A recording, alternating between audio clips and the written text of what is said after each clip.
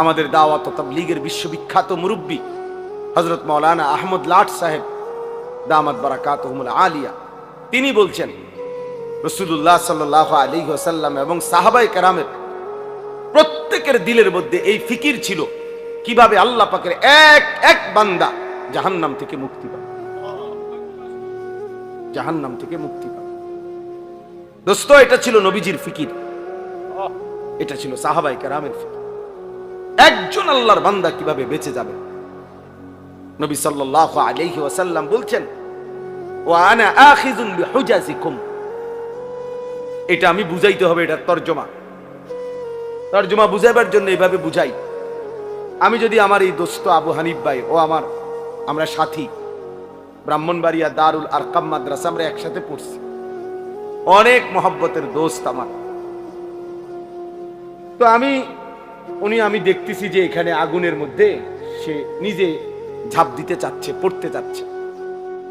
তো আমি তার হাত ধরে বললাম, দোস্ত ওইটা আগুন, তুমি যাইও না, মানে তুমি জ্বলে যাইবা। সে আমার ইচ্ছা করলে উনি আমার হাত ধরে রাখলে ছেড়া দিতে পারে, ছাড় বেটা, আমি যাবই, তোর কি, ঠিক আছে, হতে পারে। এবার আমি কাঁধে ধরলাম, কাঁধে হাত দিয়ে বললাম, দোস্ত না, তুমি ওই আগুনে যাইও না, তুমি জ্বলে যাইবা, তুমি ক্ষতিগ্রস্ত হবা, আমি বন্ধু তোমারে যাইতে দেব না। এবারও ইচ্ছা করিলে কাঁধের হাত সে ছাড়াই দিতে পারে, কাঁধের থেকে হাত নামাই দিতে পারে, সর বেটা, আমি যাবই। আচ্ছা, এইবার যদি আমি এইভাবে কোমরে জড়াইয়া ধরি, কোমরে, যে না দোস্ত আমি তোরে যাইতে দেব না, ওই আগুনে পড়তে দেব না, তাইলে ছেলেরা বাবা তোমরা শোনো, তাইলে নিয়ম কি? হাতের বাঁধন ছেড়ে দেওয়া যায়, কাঁধের থেকে হাত ফেলে দেওয়া যায়, কিন্তু কোমরে যদি কেউ জড়াইয়া ধরে এখান থেকে ছুটে যাওয়া কঠিন কিনা? কথা বলেন না, অনেক কঠিন। খোদার কসম নবী বলছে, ওয়া আনা আখিযুন বিহুজাজিকুম। উম্মত, আমি চেয়েছি আমার একটা একটা উম্মতকে এভাবে কোমরে জড়াইয়া ধরে জাহান্নামের আগুন থেকে বাঁচাই। আমি এটা চেয়েছি, আমার এক এক উম্মত তবুও যেন জাহান্নাম থেকে বেঁচে যায়, জাহান্নাম থেকে বেঁচে। এজন্য নবী সাল্লাল্লাহু আলাইহি সাল্লাম দুয়ারে দুয়ারে ঘুরছেন, দাঁড়ে দাঁড়ে ঘুরছেন, কালেমার ফেরি করছেন, কালেমার ফেরি করছেন, কখনো উপরে কখনো নিচে, কখনো হাটে ঘাটে মাঠে বাজারে মেলায় তাবুতে তাবুতে, প্রত্যেক অবস্থায় পাথর মারছে তবুও কালেমার দাওয়াত দিছে, ধাক্কা দিছে তবুও নবী সাল্লাল্লাহু আলাইহি সাল্লাম কালেমার দাওয়াত দিছে। আবু জেহেল উটের পচা নারী ভুরি পিঠের উপরে চাপায় দিছে তবুও কালেমার দাওয়াত দিছে। তায়েফের পাথরের আঘাতে সারা দেহ রক্তে রঞ্জিত করে দিছে, এই রক্ত মাখা দেহ নিয়েও হাত তুলে উম্মতের জন্য বদদুয়া করে নাই, ও চায় মাওলা মাফ করে দেন। ওরা বুঝে নাই, ওরা বুঝে নাই, ওরা আমারে চেনে নাই। আল্লাহুম্মা গফির লিকওমি ফাইন্নাহুম লা ইয়ালামুন। আল্লাহ আমার জাতিকে মাফ করে দেন। ওরা বুঝে নাই, ওরা চিনে নাই, ওরা চিনতে পারে নাই। এইভাবে দোস্ত ছেলেরা বাবারা, নবী সাল্লাল্লাহু আলাইহি ওয়াসাল্লাম চেষ্টা করছেন। তারিখে ইবনে খাল্লিকানের মধ্যে আছে, আরবি কিতাব, নবী সাল্লাল্লাহু আলাইহি ওয়াসাল্লাম আবু জেহেলের কাছে 4000 বার কালেমার দাওয়াত দিয়েছে। 4000, 4000 শুধু আবু জেহেলকে কালেমার দাওয়াত দিয়েছে। এক ফিকির ছিল, কিভাবে আমার একটা উম্মত বাইচা থাকবে, কিভাবে আমার একটা উম্মত জাহান্নাম থেকে বাঁচবে, আল্লাহকে পেয়ে যাবে। একজনের ফিকির করছে, 10 জনের ফিকিরও করছে, কখনো একজনের কাছে, কখনো 10 জনের কাছে, আবার কখনো 1.25 লক্ষ সাহাবীর সামনেও নবীজি কথা বলছেন।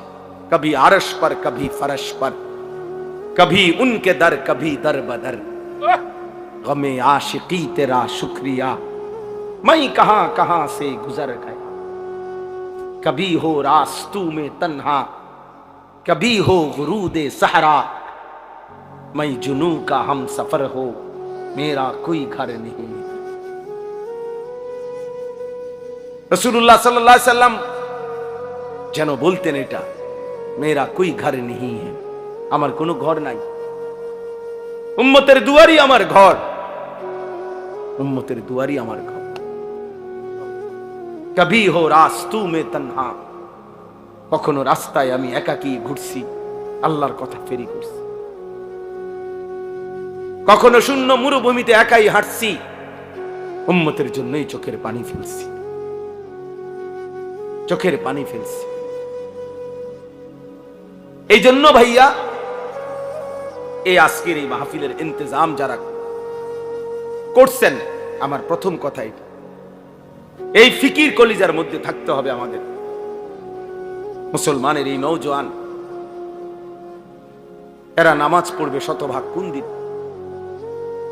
আমাদের এই যে ভরপুর ছেলে, আলহামদুলিল্লাহ এখন রাত 12টা 9 বাজে, রাত গভীরে যারা আল্লাহর কথা শুনতে বসছে, তারা ইচ্ছা করলে তাদের কলিজার ভিতরে যদি আল্লাহর মহব্বত কলিজা ছিঁড়ে বুঝানো যাইতো, তারা আজকের 5 ওয়াক্ত নামাজের সেজদাও দিত। কিন্তু প্রিয় বন্ধু, তোমরা ইনসাফ করো, অনেক ছেলে তোমরা আলহামদুলিল্লাহ এত রাত বসছো এক মৌলবীর বয়ান শুনতা, কিন্তু এমন অনেকেই আছো যারা আজকের সারা দিনে 5 ওয়াক্ত নামাজের 1 ওয়াক্ত নামাজও পড়ো নাই। হায় বন্ধু, আমার দোস্ত, আমার সন্তান, আমার ছেলে, আমার ছোট ভাই, তুমি করলাটা কি? কারে নারাজ করলা? কারে নারাজ করলা? কেমনে পারলা? কেমনে সম্ভব হইল এই বেনামাজি জিন্দিগি? এশার নামাজও পড়লা না, এই অবস্থায় দোস্ত যদি ঘুমাও, অনেকে রাত ভোর জেগে জেগে নারী দেখো, ছবি দেখো, মোবাইলের অশ্লীল দৃশ্য দেখো, নারী আর ছবি দেখে প্রিয় বন্ধু ছেলেরা শরীর তো নাপাক হয়, হারাম বীর্যপাত হলে শরীর তো নাপাক হয়। এশার নামাজও পড়লা না, শরীরটাও নাপাক, এই অবস্থায় ঘুমায় রইলা। আমার বন্ধু, যদি এই রাত আর ভোর না হয়, এই ঘুম যদি আর না ভাঙে, আল্লাহর কসম, গতকালকের পত্রিকাতেও আসছে, ফিলিস্তিনি এক 6 বছরের বাচ্চা, সে সাক্ষাৎকার দিছে, আমি আমার বন্ধুদের সাথে খেলতেছিলাম, হঠাৎ করে বোমা পড়ছে, আমি বেহুশ হয়ে গেছি, আমার যখন হুঁশ আসছে, 6 বছরের মাসুম বাচ্চা বলতেছে, আমি হুঁশ ফিরে আসার পরে দেখি আমার ডান হাতটা নাই, আমার হাত আমার সাথে নাই, আমি আর হাত খুঁজে পাই নাই।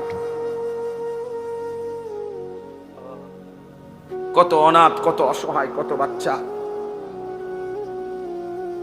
বাবার স্নেহ, মায়ের আদর থেকে বঞ্চিত। প্রিয় বন্ধু, প্রিয় ছেলেরা আমার, বাবারা আমার, ইনসাফের সাথে ভাইব। এই পৃথিবীতে এই মুহূর্তে রানিং মুসলমানের পবিত্র লাশ বোমার আঘাতে উপরে উঠে টুকরা টুকরা হয়ে ছিন্ন ভিন্ন হয়ে গেছে। ফিলিস্তিন যেন আরেকবার উহুদের ময়দান দেখাইছে যুবক। সেই আমিরে হামজার পবিত্র লাশ যেভাবে উহুদের যুদ্ধের মধ্যে কাইটা টুকরা টুকরা করা হয়েছে, ফিলিস্তিন গাজার জমিনে আবার ইমানদার মুসলমান ওইরকম ছিন্ন ভিন্ন লাশ দেখাইছে। এমন দুর্বিষহ মুসলমানের যখন হালাত, মা যখন কাঁদে, শিশু যখন কাঁদে, রক্তের উপরে যখন ইমানদার গড়াগড়ি খায়, এই যুবক, এই অবস্থায় তুমি উলঙ্গ ছবি দেখো, মোবাইল দেখো, নাচ দেখো, একটা সাজদা দাও না, এটা ইনসাফ না যুবক, এটা মুসলমানের বাচ্চা হইতে পারে না, এটা ইমানদারের সন্তান হইতে পারে না বেটা। তুই বেটা, তুই কোনো মানুষের বাচ্চা না বেটা, তোর ভিতরে কোনো ইনসানিয়ত বলতে, মনুষ্যত্ব বলতে বলতে কিচ্ছু নাই বেটা।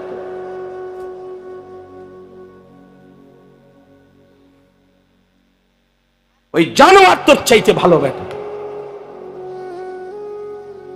তুমি মুমিনের রক্ত দেখো নাই? তুমি মজলুমের আহাজারি শোনো না? ওয়ামা লাকুম লা তুকাতিলুনা ফি সাবিলিল্লাহ ওয়াল মুস্তাদাফিনা মিনার রিজালি ওয়ান নিসাই ওয়াল বিলদান আল্লাযীনা ইয়াকুলুনা রাব্বানা আখরিজনা মিন হাযিহিল ক্বরিয়াতি যালিমি আহলুহা। আল্লাহ বলে, তোমাদের কি হলো? তোমরা কেন আল্লাহর রাস্তায় জীবন দিচ্ছ না, জিহাদ করছো না? অথচ দুর্বল পুরুষ, শিশু, বৃদ্ধা, নারী, বাচ্চা চিৎকার করে বলছে আর আল্লাহকে ডাকছে, মাওলা জালেমের এই জমিন থেকে আমাদেরকে রক্ষা করো মাওলা। ফিলিস্তিনি মা আহাজারি করছে, বোন আহাজারি করছে, ছেলে আহাজারি করছে, 6 বছরের মাসুম বাচ্চাও কাঁদতেছে। কোন কান্না, কোন চোখের পানি, কোন রক্ত, শহীদের কোন লাশ, তোমাদের যাদের কলিজার মধ্যে একটু বিবেক নাড়াইল না। তোমরা কেমন মানুষ বলো ভাই? ইনসাফ করো, ইনসাফ করো, রহম করো দোস্ত, রহম করো। ছেলেরা এত অসভ্যতা মানা। এই ছেলে নামো, নামো এখান থেকে বেটা, ফালতু কথা কার বেটা।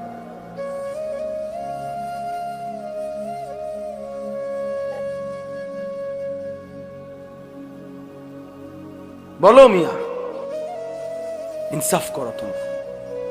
আমার কথায় রাগ হইও না, ইনসাফ করো। মুসলমানের সন্তান এমন হওয়ার কথা ছিল, ইমানদারের সন্তান এমন হওয়ার কথা ছিল না। একজন মুসলমান, যার বাবা মুসলমান, মা মুসলমান, যার বংশ মুসলমান, যার রক্তে ইসলাম,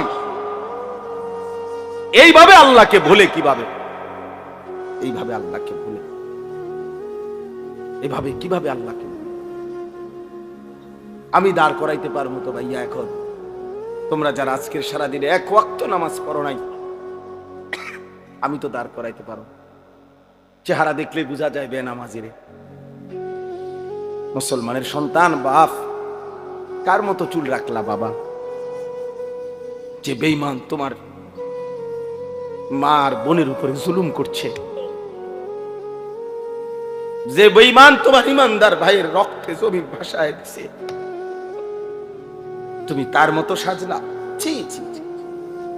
মুসলমান এত নির্লজ্জ হয় কেন? ইমানদার এত আত্মমর্যাদাহীন হয় কিভাবে? মনে রাখেন সবাই, এবার বলি, বিজয় ফিলিস্তিনেরই হবে। এই 1450 বছরের ইতিহাসে কখনোই কোনো কালে সম্মুখ যুদ্ধে, মুখোমুখি লড়াইয়ে চূড়ান্ত ভাবে কোনো বেঈমান কখনোই জিতে নাই, ইমানদার কখনোই হারে নাই। এরা সেই ইহুদি ইসরায়েলের কুত্তারা। এদের ইতিহাস পরাজয়ের ইতিহাস।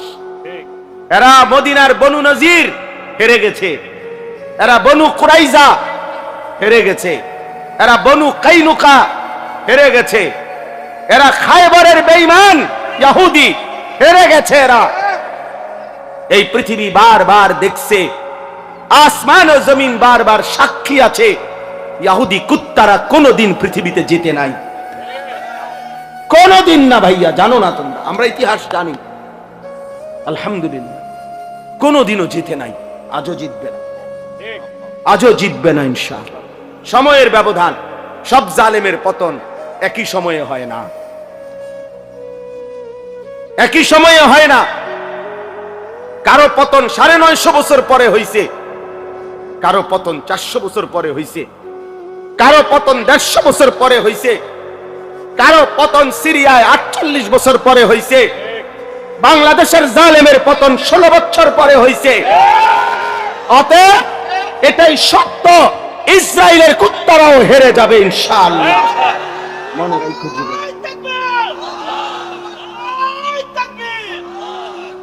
এতে কোনো সন্দেহ নাই, এতে কোনো সন্দেহ নাই। কিন্তু দেখার বিষয় হলো আল্লাহ তাআলা ঈমানের বিজয় দিবে ইমানের বিজয় দিবে। ফিলিস্তিন হারে নাই, মাটির নিচে হাজার হাজার মুজাহিদ অক্ষত আছে, মুজাহিদ জেগে আছে, ইমানদার জেগে আছে। অতএব যুদ্ধের চূড়ান্ত ফয়সালা মুমিনের বিজয়, ফিলিস্তিনের বিজয়। কিন্তু দেখার বিষয় হলো আল্লাহর দ্বীনের জন্য তুমি কাজে লাগলা কিনা। বিজয় আল্লাহ করাবেনি, বিজয় হবেই হবে, কোনো সন্দেহ নাই ইনশাআল্লাহ। তো তুমি ইসলামের জন্য কাজে লাগলা কিনা। আমার যুবক, তুমি নষ্ট হইও না। আমার নওজোয়ান, তুমি নষ্ট হইও। আমি এই মাত্র বলছি, আজকে আমাদের পূর্বপুরুষ, আলহামদুলিল্লাহ, আমাদের দাদারা, বাবারা, আমাদের জেনারেশন, আমরা যারা 40-45 বছরের বয়সী, আমাদের পূর্বপুরুষ, দাদা, বাবা আকসারি দিনদার ছিল, 3 পুরুষ দিনদার ছিল। আজকে তোমরা যারা 18, 20, 25 বছর বয়সে, তোমরা একটা ওয়াক্ত নামাজ পড়ো না, সারা দিন সারা রাত মোবাইল, নারী, ছবি, অশ্লীল দৃশ্য, উলঙ্গ নাচ গান নিয়ে ব্যস্ত আছো। তোমাদের হাতেও একটা জেনারেশন আসবে, আল্লাহ চাহে তো ইনশাআল্লাহ তোমরাও বিয়ে করবা, আল্লাহ দিলে তোমাদেরও বাচ্চা সন্তান হবে। সেদিন তোমরা বুঝবা তোমাদের এই অব্যাহত গুনাহ, অসভ্যতার, অস্থিরতার খেসারত তোমাদেরকেই দিতে হবে। আমি একটা উদাহরণ বলি, শুনেন কামাল ভাই। আমাদের কুমিল্লার, আপনি তো চিনবেনই, মুরাদনগর মাদ্রাসার যিনি মুহতামিম শেখুল হাদিস আল্লামা মুফতি আমজাদ হোসাইন সাহেব, বাংলাদেশের একজন অন্যতম আলেম, ওয়াইস, উনি নিজে বলছে, এক ভদ্রলোক, ওনার ঘনিষ্ঠ, ওনার মেয়েটা আরেকটা ছেলের সাথে ভাগ্যা গেছে। ভাগ্যা যাওয়ার পরে মেয়েটার তালাশে উনি বহু তালাশ কইরা মোটামুটি সন্ধান পাইয়া আনতে পারে নাই, থানায় মামলা করছে।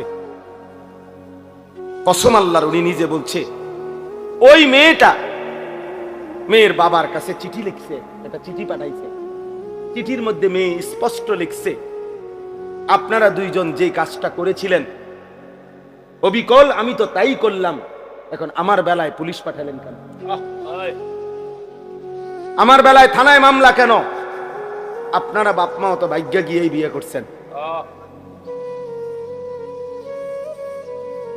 এখন আমার বেলায় থানায় পুলিশ পাঠালেন কেন, মামলা দিলেন কেন? ওই বাবা অঝরে কাঁদছে যে হ্যাঁ, আমার সন্তান, আমার বেইজ্জতি আমার শোধ দিয়া দিল, আমার পাপ আমারে বুঝাই দিল, ফিরাই দিল আমার সন্তান।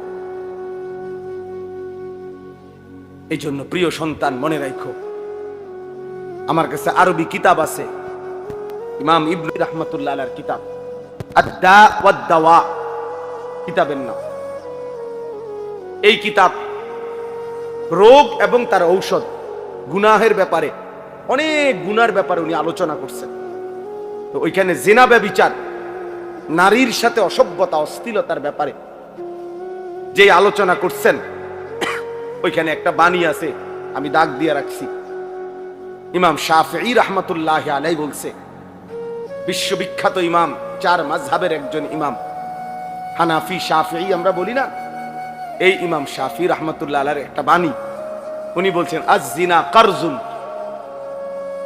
ইমাম শাফিঈ রাহমাতুল্লাহ আলাইহি বলছে, যুবক ছেলেরা, বাবা শোনো, উনি বলছে জিনা এবং ব্যভিচার এটা করজ, এটা ঋণ। ঋণ যেমন সুদ দিতে হয়, তোমার এই অসভ্যতা, ব্যভিচার তোমার ফ্যামিলির কাউকে না কাউকে দিয়ে সুদ দিতে হবে। আল্লাহর কসম, তোমার যদি বিশ্বাস না হয়, এই কিতাব আমি দেখাবো, এবং এই কিতাবের বাংলা অনুবাদও আছে। তোমারে সুদ দিতে হবে, যদি তওবা না করে ফিরে না আসে, আর আল্লাহ যদি মাফ না করে, তাহলে এটা কি দিতে হবে? এটা ঋণ। আজ-জিনা কারজুন, জিনা এবং ব্যভিচার কর্জ, ঋণ, ঋণ। অতএব দোস্ত আমার, বন্ধু আমার, প্রিয় সাথী আমার, মজলুমের দিকে আরেকবার তাকাও, ইমানদারের খণ্ড বিখণ্ড লাশের দিকে আবার তাকাও। গাজা ফিলিস্তিনের মজলুম মার দিকে আবার তাকাও, আরেকবার নিজের দিকে তাকাও। এমন মুহূর্তে একজন মুসলমান সন্তান এমন করা, নামাজ নাই, সেজদা নাই, আল্লাহ নাই, রসুল নাই, এগুলো কার মতো তোমরা চুল রাখলা? কারে তোমাদের প্রিয় মানাইরা? কার লেবাস, কার পোশাক তোমাদের পছন্দ হইল? দোস্ত আমার, কোন খেলোয়াড়ের গেঞ্জি পরলা? সে মুসলমান? আর্জেন্টিনার খেলোয়াড় মুসলমান, ব্রাজিলের খেলোয়াড় মুসলমান, তো সে তোমার পছন্দ হলো কেন? মেসি তোমার প্রিয় হবে কেন? এ তো পত্রিকা আসছে, ওর 2টা বাচ্চা হওয়ার পরে, যে মহিলার থেকে 2টা বাচ্চা হয়েছে, তার 9 বছর পরে ওই মহিলারে বিয়ে করছে, 2টা বাচ্চা নেই। হ্যাঁ, এটা তো আমি নিজ চোখে দেখছি ব্যাপারে। 9 বছরের অবৈধ মেলামেশায় 2টা বাচ্চা হয়েছে, এরপরে 2 বাচ্চা লইয়া হে ওই মহিলারে বিয়ে করছে। 9 বছর পরে বাচ্চা হয়েছে, আরো 9 বছর আগে। এত বড় অসভ্য কোন মুসলমানের সন্তানের মডেল হইতে পারে? তো তোমার চুল তার মতো হবে কেন? সামান্য বিবেক কি থাকবে না মিয়া? বলো। হাইসো না বাপ, হাইসলে মনে রাখো তুমি প্রতিবন্ধী। মূলত তোমার তার সিরা, এই জন্য কোনো কথাই তোমার উপরে আসর করে না, কারণ মাতাল এমনই হয়। যার তার সিরা পাগল, সে সব কথাই হাসে, কারণ তার তো তার সিরা নাই। তো বিবেকের দংশন থাকা উচিত, নাই তো বিবেকের মধ্যে একটু অনুশোচনা আসা উচিত যে আমার কি করণীয় এই মুহূর্তে পৃথিবীতে। 1948 সালে ব্রিটিশ এই ফিলিস্তিন ভূখণ্ডের তাদের অধিকার ছেড়ে দিছিল। 1948 সালে ইসরায়েলের এই বেঈমানরা অবৈধভাবে তাদের এই রাষ্ট্র ঘোষণা দিয়ে সেদিন থেকে মুসলমানদের উপরে ফিলিস্তিনে জুলুম শুরু করেছে। আমার ভাই, আজকে 77 বছর। কসম আল্লাহ, তুমি এখন ক্যালকুলেটর লাগাও, 1948 থেকে 2025, 77 বছর এক টানা মজলুম ফিলিস্তিনি রক্ত দিচ্ছে, জীবন দিচ্ছে। 1947 ইংরেজিতে ব্রিটিশ যখন এই ভারতীয় উপমহাদেশ থেকে চলে যায়, তখন র্যাডক্লিফ ব্রিটিশ একজন গবেষক, সে এই দেশ মানে এই ভারতের হিন্দুস্তানের মানচিত্র আঁকা দিছিল। এক অংশে হিন্দুস্তান, এক অংশে পাকিস্তান, কিন্তু কাশ্মীর সংখ্যাগরিষ্ঠ মুসলমানের একটা এলাকা, ওইটার কোনো সমাধান দিয়া যায় নাই। তারা এটা কোন অংশে? এই 47-এর পর থেকে আজকে 78 বছর এক টানা কাশ্মীরের মুসলমান কলিজার খুন দিচ্ছে, রক্ত দিচ্ছে, আজও তারা স্বাধীনতা পায়নি। 78 বছর ধরে, 1947 থেকে 2025। 1964 ইংরেজিতে সর্বপ্রথম রোহিঙ্গার মুসলমানরা জুলুমের শিকার হয়েছে, শুরু হয়েছে। এই সামরিক সরকার, জান্তা সরকার তাদের উপরে জুলুম শুরু করছে। আজকে বরাবর 61 বছর, 2025 সাল, 64 থেকে প্রিয় বন্ধু 61 বছরেও রোহিঙ্গা মুসলমানরা তাদের আজাদি পায় নাই, তারা তাদের জমিনের মালিকানা বুঝে পায়। এই জন্য আমার দোস্ত, ইনসাফের সাথে ভাইব। একবার যদি পিছলা খাও, আরেকবার দাঁড়াইতে কষ্ট হয়ে যাবে। একবার যদি পাও পিছলে পড়ে যাই, আরেকবার দাঁড়াইতে কষ্ট। তাহলে 77 বছর মজলুম ফিলিস্তিনি মার খাবে, 78 বছর কাশ্মীরে রক্ত ঝরবে, 61 বছর টানা রোহিঙ্গা রক্ত ঝরবে। তোমার উপরে আমার উপরে কখনোই কোনো মুসিবত আসবে না, এমন কাগজপত্র গ্যারান্টি করা আছে তো? বলো না, একটা ছেলে বলো। তাইলে বাবা তুমি কেমনে আরো নিশ্চিন্ত হয়ে গেলা? তুমি এমন নিরাপদ হয়ে গেলা কিভাবে যে তোমার এক ওয়াক্ত নামাজ নাই, সেজদা নাই, আল্লাহ নাই, রাসূল নাই, হালাল হারামের কোনো পাক নাফাকের কোনো ধারণা। একটা মোটরসাইকেল জিন্দিগি, একটা মোবাইল জিন্দিগি, একটা নারীর সাথে প্রেম, এটাই জীবন। চুলের ফ্যাশন, এটাই জীবন বানায় ফেলছ। বন্ধুদের সাথে অসৎ আড্ডা, কিছু অশ্লীল বিশ্রী বাজে কথাবার্তা, নিজেদের মধ্যে অসভ্য নোংরা কথাবার্তা, এটাকেই জীবনের আনন্দ, হাসি খুশি বানায়। অসভ্যতা আনন্দ হয় কেমনে ভাইয়া? প্রিয় ভাই বলো, কোন কোন কিতাবে লিখছে, কোন বইতে লিখছে, কোন ডিকশনারিতে যে নোংরামিটা আনন্দ, অসভ্যতা আনন্দ? তুমি একটা মেয়ের পিছনে ঘুরলা, এটা তো অসভ্যতা, এটা তো আনন্দ না। তুমি উলঙ্গ ছবি দেখলা, এটা তো নোংরামি, এটা তো আনন্দ হইতে পারে না। অশ্লীলতা তো পৃথিবীর কোনো ভাষায়, কোনো দেশে, কোনো ধর্মে অশ্লীলতাকে আনন্দ বলে না, অসভ্যতাকে আনন্দ বলে না। অতএব ইনসাফ করো। মূলত দিল মরে গেছে যার, আখিরাত ভুলে গেছে যে, ইনসানের কাতার থেকে যে নিজেকে বিচ্ছিন্ন করেছে, জন্তু এবং জানোয়ারের খাতায় যে নিজের নাম লেখাইছে, অসভ্যতার, অস্থিরতা, আল্লাহকে ভুলে থাকা একমাত্র তার পক্ষে সম্ভব। এবার আমি কোরআন থেকে বলি, কোরআনুল কারীমের সূরা আরাফের মধ্যে আছে স্পষ্ট, আল্লাহ তাআলা বলেছেন, ওয়াত্তাবাআ হাওয়াহু ফামাসালুহু কামাসালিল কালব। আল্লাহর কসম, কোরআনের আয়াত। আল্লাহ বলছে, মনের ইচ্ছা মতো যে চলে, আমার মনে যা চায় আমি তাই করব। ওয়াত্তাবাআ হাওয়াহু, যে তার নফসের মনের চাহিদার অনুসরণ করে। কিসের আল্লাহ, কিসের রাসূল, কিসের কোরআন? বাদ দে বেটা এডি হুজুরদের এসব কথা বাদ।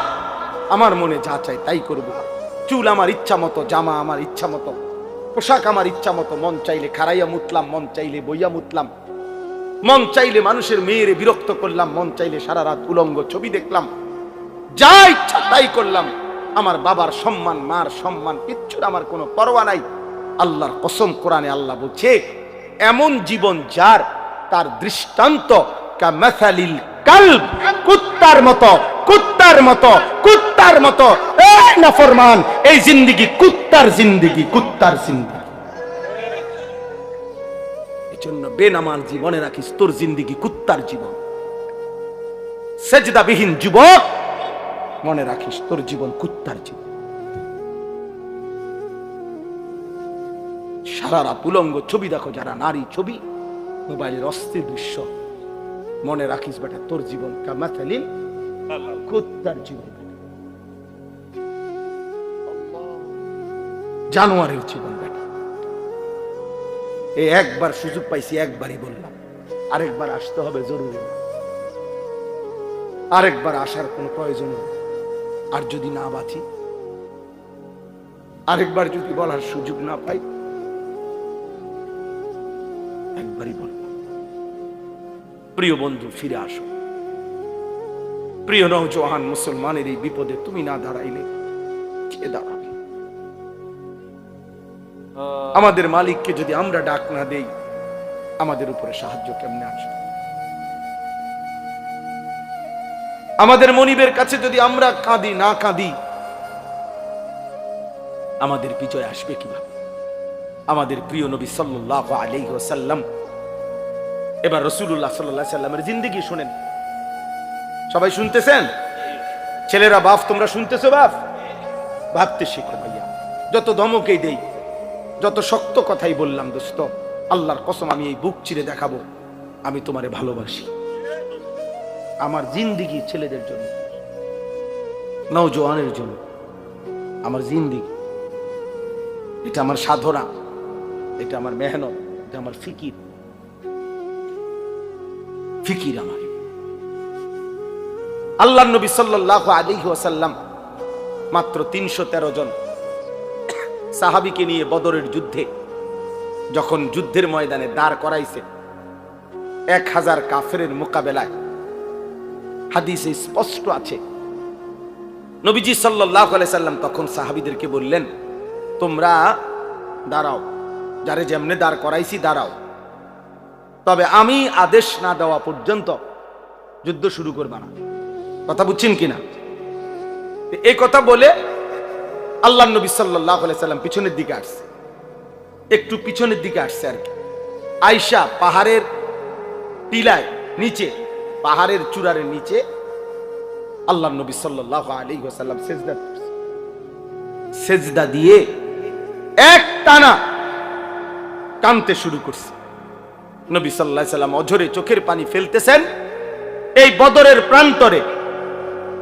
তখন আল্লাহ নবী সাল্লাল্লাহু আলাইহি সাল্লাম বলছেন, আল্লাহ আমি আপনার কসম করে বলতেছি, ইন তুহলিক হাদিহিল ইসাবা লান তুবাদা ফিল আরদ।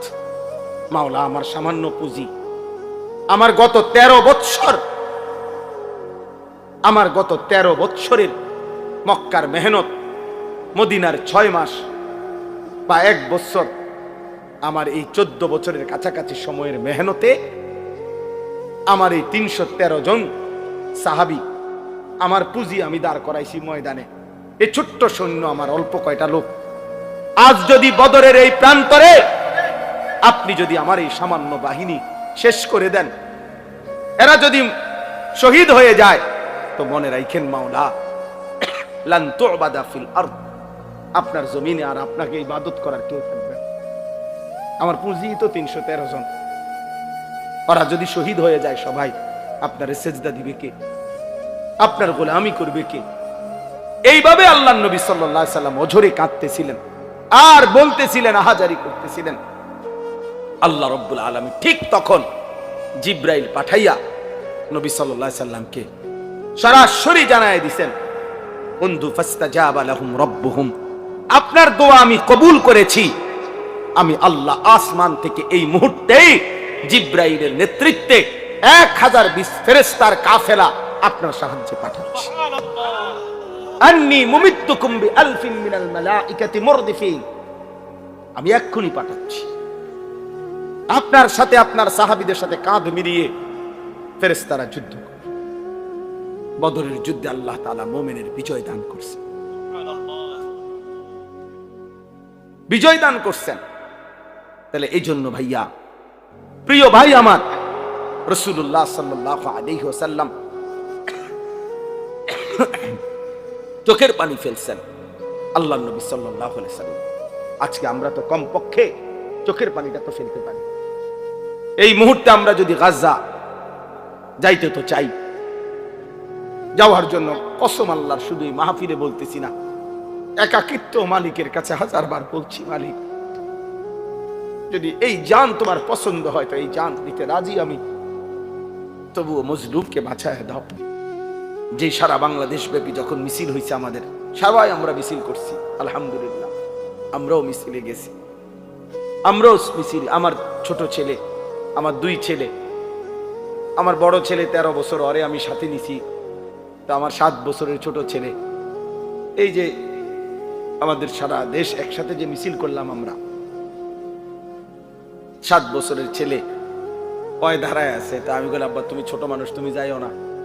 আলহামদুলিল্লাহ মালিকের দয়া, আমার বিবি ওই আমারে বলতেছে যে আমার পক্ষ থেকে আমি আমার ছোট ছেলে কসম আল্লাহ, ও চরও নিয়ে যান, এটা আমি আমার পক্ষ থেকে দিলাম। অতএব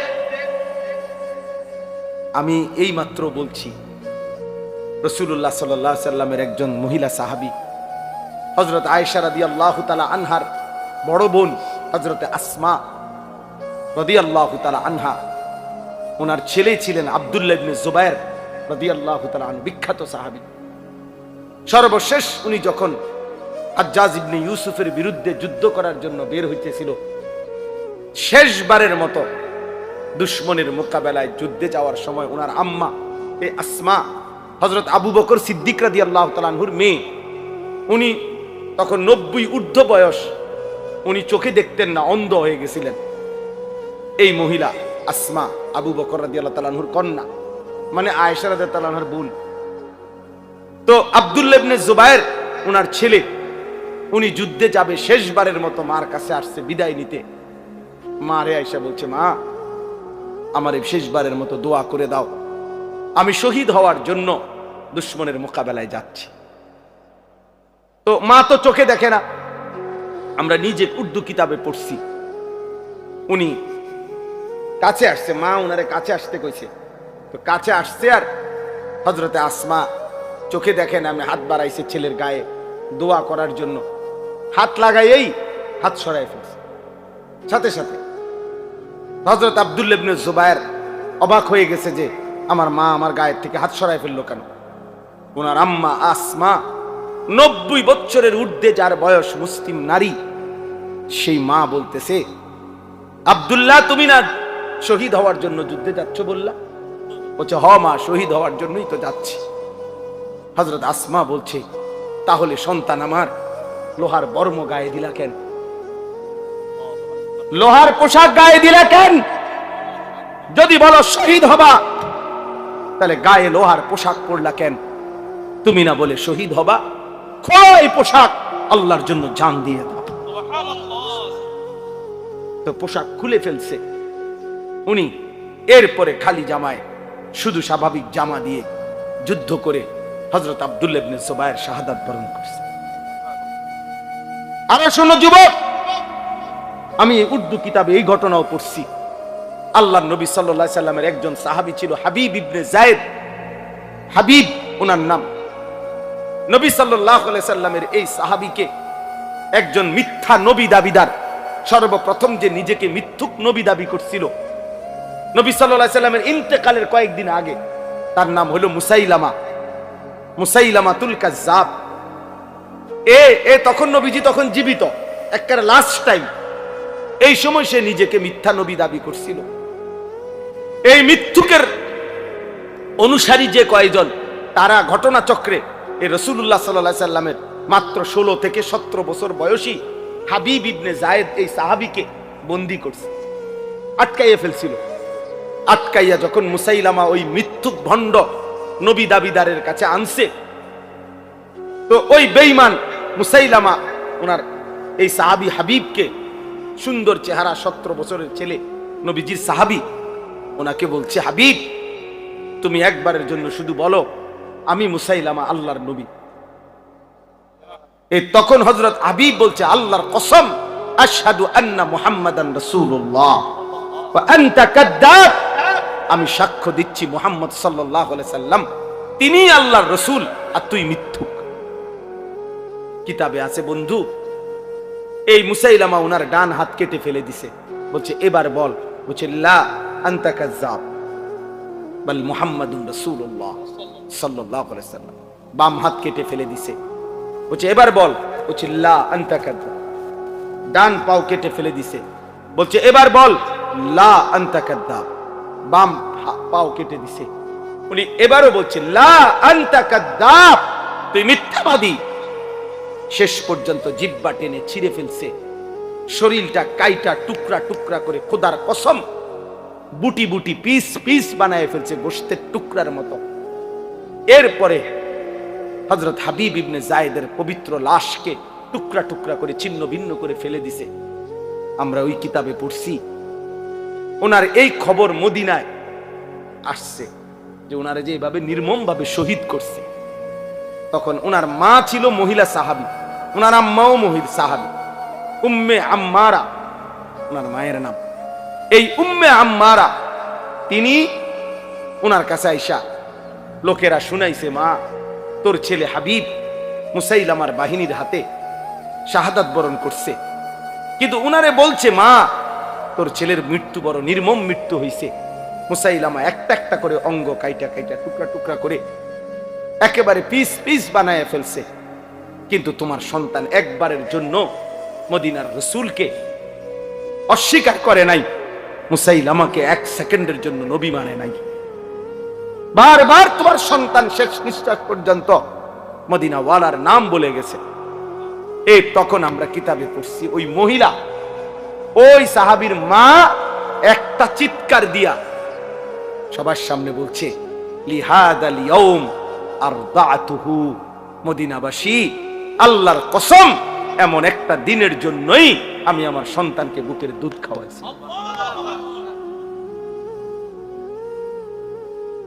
বুকের দুধ খাওয়াইছি। অতএব বাবা, এক মা তার পবিত্র দুধের সৌভাগ্য বলতেছে যে সন্তান আমার দুধের হক আদায় করছে, আমার বুকের দুধের হক আদায় করছে, আল্লাহর জন্য জান দিছে। আজকে তোমাদের মারাও 2 বছর তোমাদেরকে দুধ পান করেছে, তোমাদের বাবা হাজারো বার তোমাদের মুখে গালে চুমা দিছে, তোমাদের বাবার ঘাম ঝরানো টাকা দিয়ে সংসার চালাইছে। বিনিময়ে মা বাবাকে এত বড় অপমান করো না। রাসূলুল্লাহ সাল্লাল্লাহু আলাইহি ওয়াসাল্লাম 23 বছরে কি পরিমাণ কাঁদছেন, তিনি কাঁদছেন। আমি প্রায় বলি এ কথাটা যে নবী সাল্লাল্লাহু আলাইহি সাল্লাম অসংখ্য উম্মতের আমলনামা দেখে যখন দেখবে পৃষ্ঠার পর পৃষ্ঠা নামাজ নাই, রোজা নাই, হালাল হারামের কোনো অনুভূতি নাই, পাক নাফাক বলতে কিচ্ছু নাই, 30 বছর ফজরের নামাজ পড়ে না, এমন উম্মত 40 বছর কোনদিন হারাম ছাড়া হালাল খায় নাই, সুদের ব্যবসা করে গেছে 40 বছর, দাড়ি কাইটা গেছে 30 বছর, মিথ্যা বলছে, 60 বছর বয়স আমল নামায় দেখা যায় বিড়ি আর সিগারেট ছাড়া কোনো দিন বাকি নাই, গালি ছাড়া কোনো দিন নাই, নাচ গান টেলিভিশন ছাড়া কোনো রাত নাই। আল্লাহর কসম, নবী সাল্লাল্লাহু আলাইহি সাল্লাম ওই উম্মতের দিকে তাকাইয়া চোখের পানি ফেলে নবীজি বলবে, উম্মত, আমার 23 বছরের চোখের পানি, আমার তায়েফের রক্ত, আমার উহুদের দান দান শহীদ, বিনিময়ে এই আমল নামা।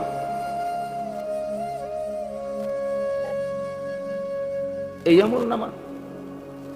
উম্মত, তুমি জানো না তায়েফে আমার এই পরিমাণ পাথর মারছে, যে পাথরের আঘাতে রক্ত ঝরতে ঝরতে আমার পায়ের জুতা পায়ের সাথে জমাট বাইধা গেছে। হযরত যায়েদ বলছে, রাসূলুল্লাহ সাল্লাল্লাহু আলাইহি ওয়াসাল্লামের জুতা মুবারক পায়ের সাথে জমাট বাইধা গেছে রক্তে। নবী জিজ্ঞেস করবে, উম্মত, এতটা রক্ত ঝরাইলাম, উহুদের ময়দানে দান দান শহীদ করলাম, ক্ষুধার কষ্টে পেটে 2টা পাথর বাঁধলাম, সারা রাত দাঁড়িয়ে আম্মা জান আয়েশা রাদিয়াল্লাহু তাআলা আনহা, নবীজির স্ত্রী বলছেন, আমার ভাই আমি শেষ করে দিচ্ছি, নবীজির স্ত্রী আম্মা জান আয়েশা রাদিয়াল্লাহু তাআলা আনহা বলছেন, আমি আমার রাসূলকে দেখছি এশার নামাজের পরে একটু পরেই তিনি দাঁড়াইছে, ফজরের নামাজের আজানের আগ পর্যন্ত এক দাঁড়ানোতে, আল্লাহর কসম, উম্মতের জন্য এক দাঁড়ানোতে চোখের পানি ফেলে কাঁদছে আর দোয়া করছে। হাত্তা তাওয়াররামাত কাদামাহু, 2টা পাও ফুলে ফুলে গেছে। নবী সাল্লাল্লাহু আলাইহি সাল্লাম এই আমল নামা দেখবে, দেখে বলবে, উম্মত, আমার এত চোখের পানি, আমার এত কান্না, তায়েফের এত রক্ত, উহুদের দান দান শহীদ করা, পেটে পাথর বাঁধা, ক্ষুধার কষ্টের বিনিময়ে, এই বিনিময় যদি কোনো বাবা তার ছেলেকে বলে, বাপ, গত 12টা বছর আমি তোরে জমি বিক্রি করছি, ভিটা বিক্রি করছি, আমার একটা হালের বলদ ছিল, এটা বেচা ফেলছি, আমার একটা মোটরসাইকেল ছিল, আমি এটা বিক্রি করে দিছি, তোর মায়ের কদ্দুর গহনা ছিল, আমি সেই গহনাটাও বিক্রি করে গত 6 বছর তোর ঢাকা শহরে পড়ালেখার, ইউনিভার্সিটির পড়ালেখার যাবতীয় খরচ আমি বাপ দিছি, বিটাটা পর্যন্ত বিক্রি করে দিছি, বন্ধক দিয়ে দিছি, বিনিময়ে আজ 6 বছর পরে তুই এই কি ফলাফল আনলা, এখানে ফেল। এই বাপটি কাঁদবে না তখন? কথা বলেন না কেন?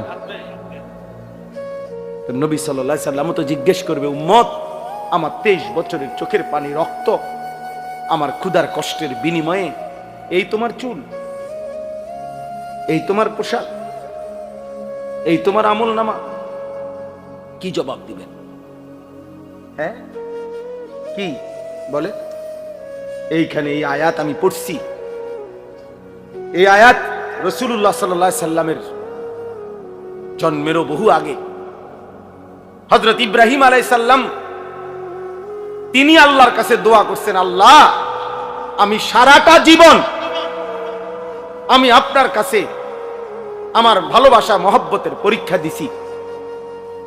ওয়া ইযিবতালা ইব্রাহিমা রাব্বুহু বিকালিমাতিন ফাআতাম্মাহুন্না, আল্লাহ ইব্রাহিম আলাইহিস সালামকে বহু পরীক্ষা করছে, বহুবার, প্রত্যেক পরীক্ষায় ইব্রাহিম আলাইহিস সালাম গোল্ডেন A+ পাইছে। ফাতাম্মাহুন্না, উত্তীর্ণ হয়েছে ইব্রাহিম আলাইহিস সালাম প্রত্যেকবার।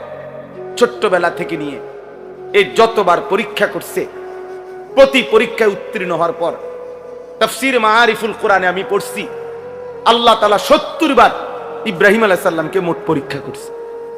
কোন বর্ণনায় আছে 40 বার, কোন বর্ণনায় আছে 30 বার। এই 70 বারের পরীক্ষায় প্রত্যেকবারে তিনি পাশ করছেন। 70 বারের পরে আল্লাহ তাআলার কাছে ইব্রাহিম আলাইহিস সালাম দোয়া করার সুযোগ পাইছিলেন, দোয়া করার, কিছু চাইবার। আল্লাহ বলছিল, ইব্রাহিম 70টা বছর তুমি 70 বার আমি তোমারে পরীক্ষা করেছি, শেষ পর্যন্ত আপন সন্তান জবাই করতে বলছিলাম, সেটা তো তুমি পাশ করছো। আমার ঘর বানাইতে বলছি, সেটা তো পাশ করছো। যাও ইব্রাহিম, এবার কিছু আমার কাছে চাও, আমি দিব তোমারে। ইব্রাহিম আলাইহিস সালাম তখন আল্লাহর কাছে বলছিলেন, আল্লাহ, আমার জীবনের এই 70টা পরীক্ষার বিনিময়ে, সারা জীবনের আপনার কাছে আমি যা পরীক্ষা দিয়ে পাশ করছি, সবগুলো ভালো ফলাফলের বিনিময়ে আমি আপনার কাছে শুধু একটা জিনিস চাই। কয়টা? একটা জিনিস। তবে মজার বিষয় হলো, মাওলা সবকিছুই আপনার কাছে আছে অনেক, আমি যেটা চাই সেটা আপনার কাছেও আছে একটা, আপনার কাছেও আছে এক পিস। আমি জানি মাওলা, আমি যেটা চাইবো এখন আমার সারা জীবনের পরীক্ষার বিনিময়ে, ওইটা আপনার কাছে আছেই একটা, আপনার কাছে আরেকটা নাই, আমি জানি। আমি ওইটাই, আপনার কলজাটা চাই। আমি আপনার ওই একটা প্রিয় ধন আমার দরকার, আমি ওইটা নিব। আল্লাহ বলছে, বলো না ইব্রাহিম, দিমু যেহেতু সিদ্ধান্ত নিছিয়ে তোমার আজকে, কও, যাও, যেটাই চাও, যত প্রিয়ই হোক আমার, আমি দেব ইব্রাহিম, বলো তুমি। ইব্রাহিম আলাইহিস সালাম তখন এটা চাইছে, রব্বানা ওয়াবআস ফীহিম রাসূলাম মিনহুম, আল্লাহ, আমার সন্তান ইসমাঈলের বংশে আমি ওই শেষ জামানার পয়গম্বর, আখিরি পয়গম্বর, নবিয়ে দু জাহাं, নবিয়ে দু শাহাं, নবিয়ে দু আলম, ফখরে মওজুদাত, সৈয়দুর রসুল, মুসদ্দিকুর রসুল, নবিউল আম্বিয়া, ইমামুল মুত্তাকিন, ইমামুল মুরসালিন, ইমামুল আতকিয়া, ইমামুল আম্বিয়া, ইমামুল মুরসালিন, খায়রু খালকিল্লাহ মুহাম্মদ আরবি সাল্লাল্লাহু আলাইহি সাল্লাম, আখিরি মুহাম্মদ বন্ধুকে আমি আমার সন্তানের বংশে চাই। আমি মুহাম্মদ চাই, মুহাম্মদ।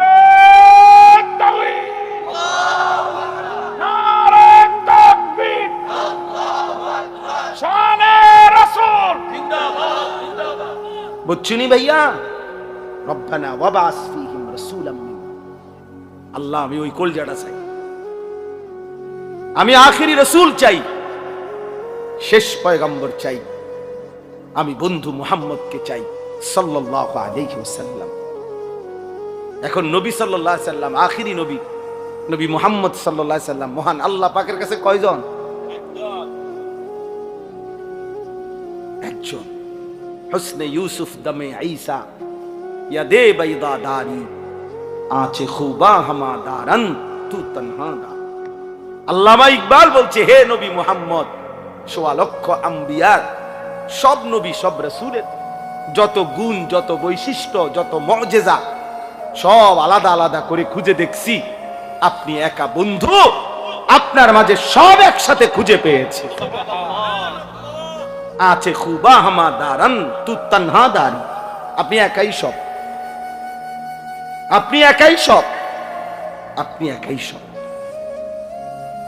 এজন্য আমরা লাকাদ মান্নাল্লাহু আলাল মুমিনিনা ইয বাআসা ফীহিম রাসূলাম মিন আনফুসিহিম, আমাদের জীবনের সবচেয়ে বড় অর্জন, আমরা আখিরি রাসূল পেয়েছি। আমাদের জীবনের সবচেয়ে বড় পাওয়া বন্ধু, আমরা আখিরি নবীকে পেয়েছি। অতএব আমার শেষ কথা এটা, আল্লাহ বলছে, বন্ধু ইব্রাহিম আলাইহিস সালাম বলছে, মাওলা, আমি কেন চাই মুহাম্মদ সাল্লাল্লাহু আলাইহি সাল্লামকে আমার সন্তানের বংশে, ইয়াতলু আলাইহিম আয়াতিকা, সে আপনার কালাম তেলাওয়াত করে পরবর্তী বংশধরকে শোনাবে, ওয়া ইউআল্লিমুহুমুল কিতাবা ওয়াল হিকমা, কোরআন এবং সুন্নাহর আলোকে আপনার বান্দাদের জীবন গড়ে দিবে, ওয়া ইউযাক্কিহিম, আপনার বান্দার কলিজাটা পাক সাফ করে পবিত্র করে দিবে। ইন্নাকা আনতাল আজিজুল হাকিম। আমি জানি মাওলা আপনি সবটা ক্ষমতা রাখেন, আপনি মহাপ্রজ্ঞাময় শক্তিশালী।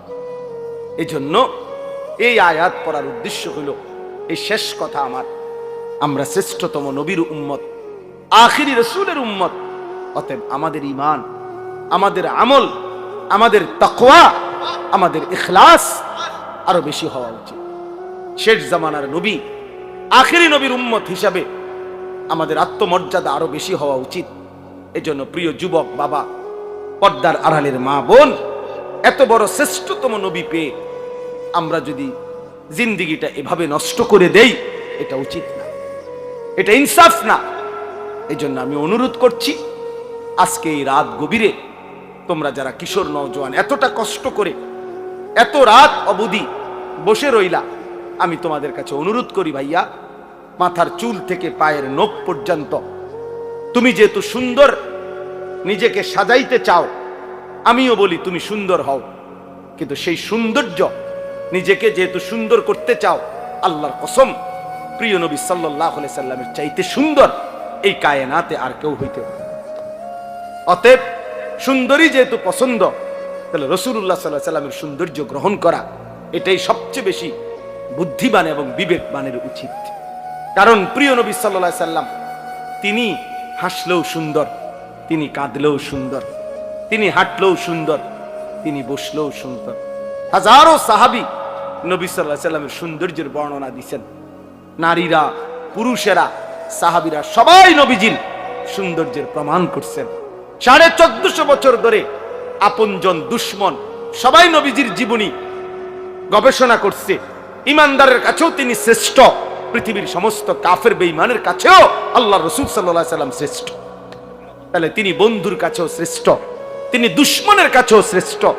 আমাদের নবীর চাইতে শ্রেষ্ঠ কোন দিক থেকে এই পৃথিবীর কোন বেঈমানও কাউকে এই পর্যন্ত প্রমাণ করতে পারে নাই।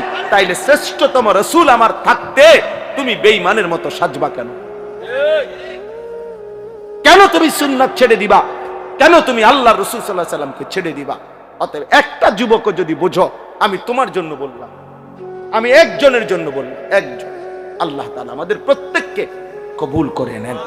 ছেলেরা বাবা, আল্লাহর ওয়াস্তে বাপ, তোমরা আখলাক সুন্দর করো, তোমরা তোমাদের এই চুল স্বাভাবিক বানাও, তোমরা দয়া করে আল্লাহর ওয়াস্তে বন্ধু এই চুল চারিদিকে সমান করে কাটো। এগুলা দাজ্জালের চুল। এই দাজ্জাল ইহুদিদের খোদা, একেবারে পরিষ্কার হাদিসে আছে ভাইয়া। ইহুদিরা যাকে খোদা মনে করে সে দাজ্জাল, দাজ্জালকে। আর আল্লাহ রাসূল সাল্লাল্লাহু আলাইহি সাল্লাম বলেছে দাজ্জালের চুল হবে এলোমেলো, একেবারে বিশুদ্ধ হাদিস। স্বাভাবিকতার পরিপন্থী যত চুল, এগুলা দাজ্জালের চুল।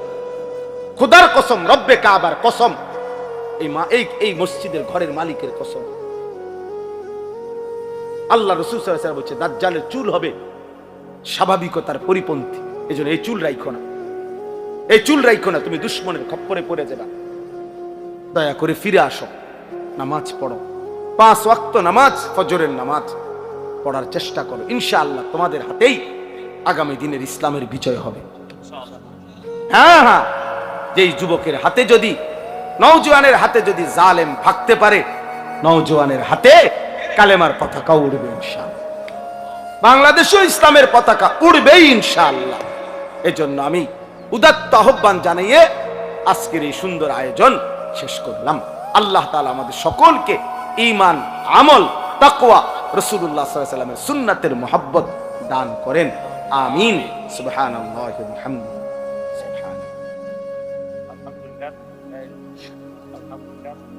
ভাই আমরা দোয়া না করব, আমরা মুনাজাত না করব।